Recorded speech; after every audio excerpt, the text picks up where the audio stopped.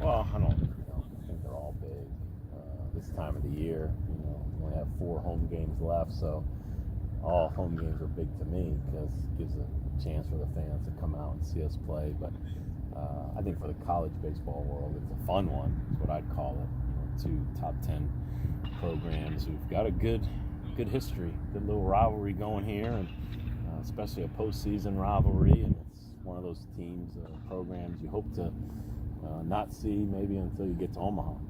I'd say that the rivalry has been. You've had some great moments in the regular season and in the postseason. It kind of each and every year. It's a spirited one. It is. 2.5, 3 hours apart. We seem to recruit a lot of the same players, from the Midwest, and I just got a lot of respect for their coaching staff and their program. I've known their coach. I think I played against him when he was coaching at a small Division II school. I just think both programs are recognized across the country. I think if you ask fans in California or Texas or Florida, give me 2 of the top 10 programs in the country, I'd like to think both of our school names will come up, and that's partly because of the postseason matchups and the rivalries, and been some great games. You guys have won 9 in a row, and I think 39 wins. They've won 11 in a row and 38 wins. It's kind of talk about the difference of them from last year to this year. What have they done a little different? I think we're similar, where we were probably both a little young last year, and they got hot late, and they made a run, won the Clemson Regional, and got to the Super Regional. We couldn't win that Texas Tech Regional, but I think just both teams returned a lot of position players. So older lineups, experienced players can go a long way in college baseball. But I think when you look at a stat sheet, it's similar. The ERAs, the quality defensive production, and then offensively, I think their numbers are probably a little gaudier than ours. So that they're known right now as maybe one of the best offenses in the country. Where maybe for a month we could have said we were the best offense in the country. We probably hadn't done it as consistently as they have. But should be a fun game. Have you and Roger decided on who's going to take the mound for you guys? We'll go with Jack Perkins again. He's had a couple starts. Midweek baseball, it's always usually a young guy. Not always a young guy, but lots of times. Last year it was Reed Detmers, freshman in this game. This year, Jack Perkins has done a nice job pitching out of the bullpen a lot of ACC weekends, and he's had a couple starts under his belt. So, but as you see in midweek baseball, you don't usually get 6-7 innings out of your starter. You're just hoping to get one time clean through the lineup, get us 3 to 5 innings, and usually these matchups rely heavily on the bullpen. Can you sense a difference in the dugout with the players when games like these come around, especially this late in the season? We're out of school. I thought we had great focus and intensity last week against Western Kentucky. But I think the social media buzz, all the attention that a game like this gets probably makes it a little more exciting for the players. But again, it's a non-conference. We got 6 ACC games left, and try to get ready for the postseason. So not that we'll take this game lightly, but we're not going to hang the season on this game. When you put together the schedule, you always like the midweek to be challenging. That's the way you've been since you've been here. When you look back, this being the last one, this year, maybe even this has been an even tougher year of non-conference than what you've had in the past. Well, yeah, last year we had 3 SEC games, and we played Texas Tech twice. The team that went to Omaha this year, I think we had 5 SEC midweek games, and then you'll sneak in, add a Big Ten or an AAC, and our midweek schedule is going to be as good as it could be. It has to be regionally based. That's where sometimes I think the RPI, not misleading, but I think sometimes certain teams suffer a little bit from it. It's probably why I don't follow it on a daily basis, because you're going to be rewarded for what part of the country you're in and who you get to play in the midweek. Kids got to go to class, and we got a bus 2 or 3 hours, so you can only play teams within a 3-hour radius. So fortunately, we've got good teams in that 3-hour radius, and we try to play every one of them. There is a lot of buzz on social media about a game like this. Do you ever? You say you don't follow it on a daily basis. Do you ever look at RPI? Do you ever look at the projections or anything like that down the road besides that one game? No, I talked to our coaches this morning. I won't look at the top 25. I just don't care.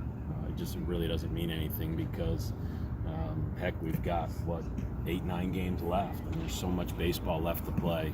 Let's just focus on playing good baseball tomorrow night. Win, lose, draw. Then you get ready to play Virginia, 3-game road trip in the ACC. So I think it's great. I think it's fun for the fans. It's fun for the buzz. I mean, you see it in basketball, all the projections, and if it gets people talking about college baseball, I'm all for it. I'm just not going to spend any time diving into it because then it gets me off track. I think, and it can get kids and coaches off track. You get too caught up with what other people say or think or project, and we've done a good job this year of 1% better every day and stick to the process. That's what we want to keep doing. During this 9-game stretch, it's been a little different. You've hit a couple games home runs, a couple of games doubles. Yesterday it was more kind of a small ball. Is that the versatility of this unit, you think? I think anybody that has a really good win-loss record at this point of the year has to have been able to win games multiple different ways. We had a month stretch where we were just really hot offensively, and that's great. But this weekend it was pitching and defense, and it was challenging to score runs, and we won a couple really low-scoring games, and you have to. I think it always goes back to pitching and defense gives you a chance in every game. Now you just got to outscore your opponent. Is that 1-0, 3-2? Sometimes it's 10-8. That's what you love about this game is it changes from game to game, and but it has been good. It's the reason we're where we're at right now is we've been able to win games many different ways. You reached the midway point. You guys were kind of in the thick and almost looking up the ACC standings in the Atlantic, and here you are. You mentioned 6 ACC games left. You got a 4-game lead. You guys talk about what you need to do to secure that top spot, or no? Like I said, until you said it, I didn't know what our lead was. Mm-hmm. I don't look at what our lead is. I know we got 6 ACC games left, and you always want to be clicking on all cylinders. Just good starting pitching, make the plays defensively, and let's continue to compete offensively. Use our depth. That's what we've been doing offensively, using our 11, 12, 13 hitters to try to find the right combination to help us score runs, but pitch and play defense. And everybody's playing for something. I always say this time of the year, everybody's playing for something. It might not be exactly what you're playing for. That doesn't mean it's not as important to them. And so teams are fighting to make the NCAAs, they're fighting to make the conference tournament. Whatever it is they're fighting for, everybody's playing for something. So I don't ever look at what we're playing for bigger than anybody else. Obviously, we know what we're playing for. And even that, we don't even talk about that stuff. It's just about every game is important. And what I do like about our program is the Tuesday game in February, we approach it the same way we do the Tuesday game in May.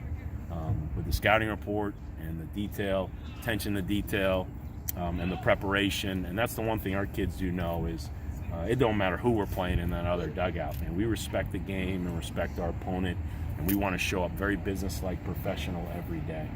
You always talk about the bus pulling up to guys' stops and all that. Well, yesterday, Glenn Albanese got this. He had to get off the bus, and he did a good job for you for 3 innings. Yeah, no, we say he had to get on the bus. Because the bus is going to pull up to your stop, and I probably got 2 or 3 hitters right now.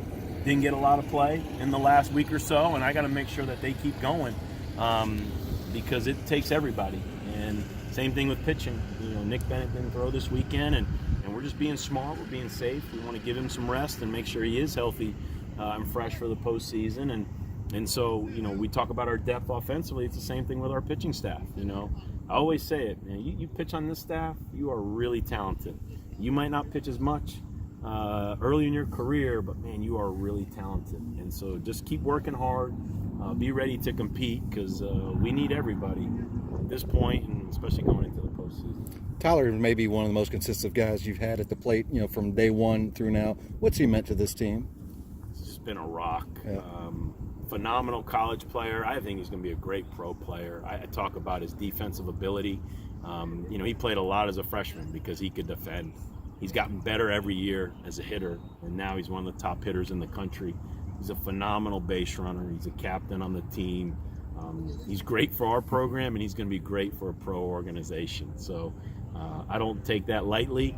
I really appreciate, we talk about being businesslike and being professional, and he's done that for 3 years, and he's a big part of the reason we are where we are today. All right. Thank you.